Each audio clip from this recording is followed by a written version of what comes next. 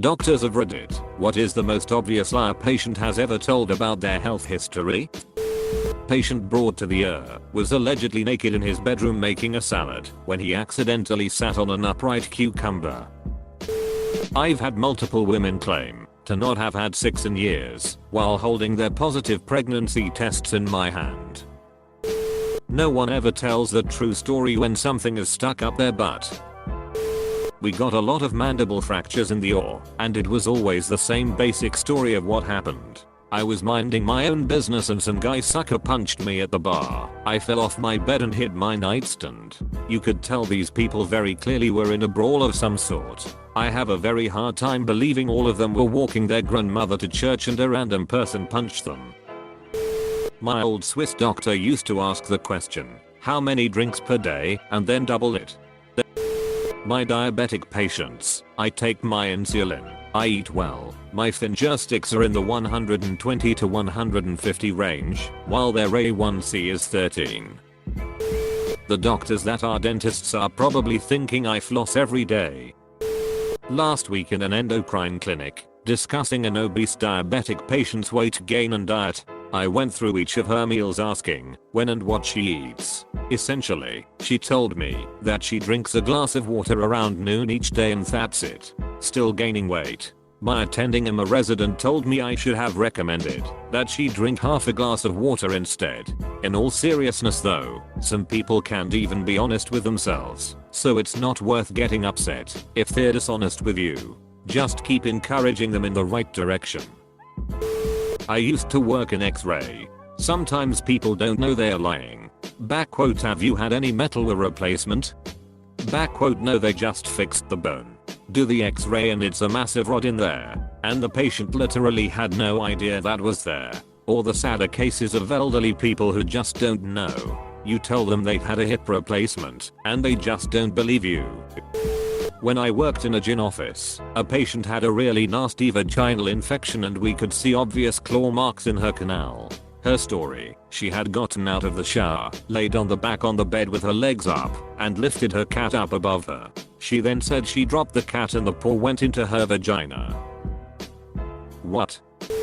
The condom always broke when he had sex with sketchy prostitutes in exotic locations. No, dude, you don't wrap it at all, and you're too embarrassed to come out and tell the truth. Not so embarrassed you'll stop having unprotected sex with prostitutes in exotic locations though. We both know that. Nurse practitioner, ups plus for cocaine, opiates, whatever. I have not done any of those. How dare you ask me? Well, they were in your urine. So how did that happen? That motherfucking nurse planted them on me, or someone must have been snorting cocaine, and it came in through the windows and I inhaled it. Both completely true stories. Unreal. Nah man, you're guitar-booking cocaine and shooting up. We all see your track marks.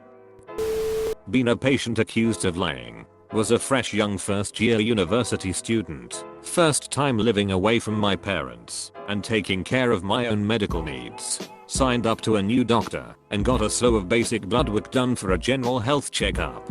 Get a phone call saying all is not well and I need to go in to speak to the doctor. Turns out my liver function is raised. She asks how much I drink. Maybe one drink a couple of times a month. Truthfully, she doesn't believe me. The practice was on campus and all her patients were students. She tells me that she knows how much us students drink, but am adamant I don't drink that oft. She tells me to cut down and sends me on my way without further investigation. Fast forward 3 years and I change doctors again and get the same blood tests, same result. Elevated liver function. A quick check of my notes tells the doctor I'm on medication that can cause this and have been for years. Mystery solved. I continue to have elevated liver function some 11 years later with no noticeable effect. No harm done by not being believed by that first doctor, but it annoys me that she never bothered to check my records for medication and that if it had been something else more serious she didn't check it out or give me more tests to find out what it was, just presumed I was drinking myself to an early grave. Not a doctor, but my cokehead uncle has suffered from sinus infections for years as a result of his use. He lies about the cause of his infections, saying it's allergies, a cold, or the flu to garner pity from others. He's on disability and Medicaid, so he can easily get in to see a doctor each time he gets sick. He's been on so many antibiotics he can only use the super strong stuff to combat the infections now. He takes pseudoephedrine every day to clear his nose as a result of his allergies. He uses so much pseudoephedrine he has to ask friends to buy it for him because he uses more than his state's monthly limit. He had surgery to open up his nasal passages a few years ago. He felt great for a few months before he went back to having the same issues. I'm not a doctor, but do have experience from the patient side of the story. I've been in the ER a lot, sometime like once a month, because they couldn't find the cause of a returning stomach ache. Kept asking the same questions: pregnant, standard, appendicitis, etc. They even kept asking if I really didn't feel pain on the other side, because that made more sense. Eventually they just gave me painkillers, because the pain would fade after a few hours. After a few months back and forth, one doctor did one last minute test. I had to sit in the general hall, waiting, because the ER was overcrowded. Turned out I had several abscesses on my uterus, and had to be treated for several months. Even then the nurses didn't believe me when I said I was in severe pain, making comments like it doesn't look like you are in pain.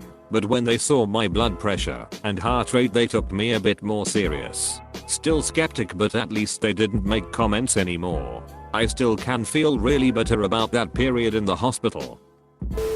Not a doctor, but when my mill lies through her teeth to explain her blood sugar being so high and lying about what she eats. She's a nurse practitioner BTW. My mill has a carton-a-week habit of smoking. Everyone has tried to get her to quit, but she just won't. She tried to tell us she couldn't take any of the medications to help quit because her doctor said they're dangerous. Her entire apartment and everything in it reeks of cigarette smoke. When she would come over to our house we told her she wasn't allowed to smoke inside or even outside. But it didn't matter. Our entire house stunk of smoke after she left, even if she was there for only an hour. The first year we were in our new house years ago she gave us her artificial Christmas tree, since she only used it 1 year and was basically brand new. We put it up and then the next day threw it in the trash and went and got a new one. She smoked like this for almost 60 years. At 74, she's way past the life expectancy of someone that has smoked that long. And the smoking isn't even her only health concern. I have no idea what's keeping this woman alive. Not a doctor, but I've had a few doctors raise eyebrows, and when I was a university student lying about how much I drank a week. Also I imagine the any consumption of recreational drugs question got a lot of false negatives.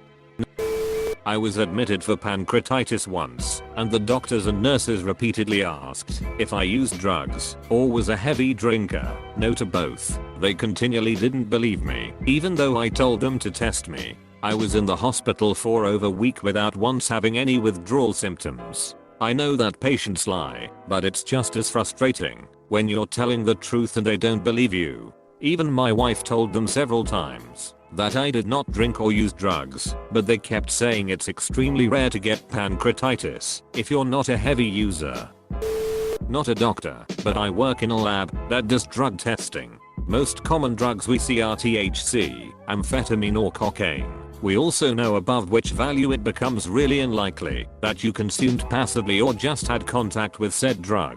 People mostly go for the good old I never did THC/amphetamine/cocaine, but their concentration is literally off the charts, which means active use. Excuses range from switched samples. Nope. Someone watched you pee into a cup, took the sample, and then labeled the tube in your presence. Botched analysis unlikely. We use mass spectrometry for these kinds of things. Spiked drinks possible, but you can't prove that, and it's your responsibility to stay clean to having consumed passively again.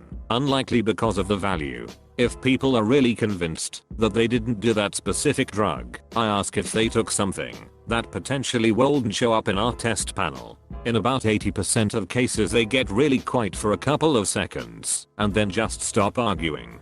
People just assume that the shoot they buy on the street is homogeneous and not laced with God knows what else. Your LSD, which we usually don't bother testing for because of low prevalence, might not be pure LSD. The weirdest ones are usually, I had sex with this girl / guy and she used. It must be from that, which is just ridiculous. And it's never kissing or took something while I was there. It's always straight up freaking. Like your penis or your vagina is an express highway for drugs. The funniest one was a guy who claimed he tested positive for cocaine because the prostitute he was with took cocaine and he just drank her pee but did not use himself. We had fun with that one and calculated the amount of pee he had to ingest. Turns out it would take a couple of dozens of prostitutes and a literal frick ton of cocaine, given the normal amount of urine a person passes in a day, which would have resulted in about 100 liters of pee he'd have to drink. Not a doctor, but used to work in an high proportion of patients who are allergic to NSAIDs. When you tell them you'll give them Tylenol instead, oh I'm allergic to that too. Not a doctor, but EMT. I love the ones who get revived by Narcan and claim to have only had a couple of beers. Narcan doesn't work that way. Not a doc, but I read medical records for work. One woman went to the ER for a cold sore on her mouth, which they determined was due to herpes. She then insisted that she got it from the chicken nuggets that she just ate prior to coming to the ER.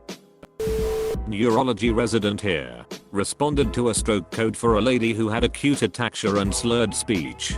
Her blood alcohol level was 0.34, although she claimed to have given up alcohol the year prior. Mystery solved. Allergy lists that conveniently have them allergic to everything except narcotics. Deathly allergic to Tylenol, but tolerates Percocet just fine, despite Percocet containing Tylenol. Teenage girls who swear to their fathers that they are still virgins despite the positive pregnancy test. Teenage boys swearing that they have never been sexually active despite having herpes on their deck, which is later confirmed to be HSV2 via viral culture. Patients who know precisely what to say to meet treatment guidelines like they literally are just regurgitating word for word out of current. Dipshoots who did dumb things while alcohol was clearly involved, but denying ever having drank alcohol in their life. Listen to me, do you really want to stand by your story that no alcohol was involved at your high school party when you decided to close your hand around a lit firework? Is your defense really going to be that you weren't drunk, but rather are just a colossal idiot at your baseline? Alright.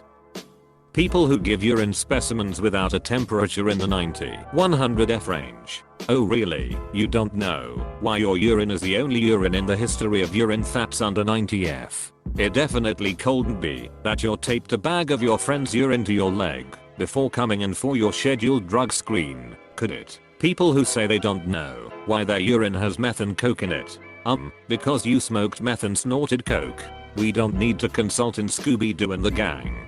Parents with tempers who are heard screaming at their kid from down the hallway but don't know why their kid has bruises at multiple stages of healing or old rib fractures on chest's ray. Yeah, I'm sure that someone else, totally not you, breaks into your house every night to beat your kid.